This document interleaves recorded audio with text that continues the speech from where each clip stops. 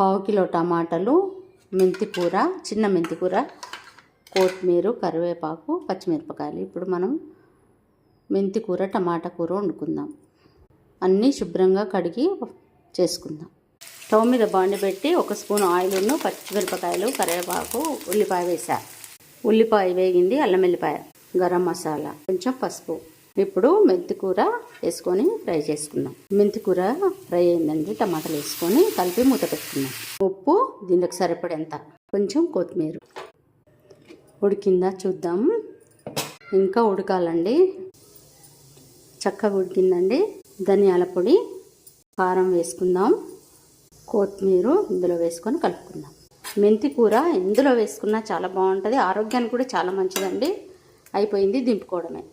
మెంతి కూర టమాటా రెడీ అయిందండి. మీరు కూడా చేసుకోండి. లైక్ చేయండి, షేర్ చేయండి, సబ్స్క్రైబ్ చేసుకోండి మా ఛానల్.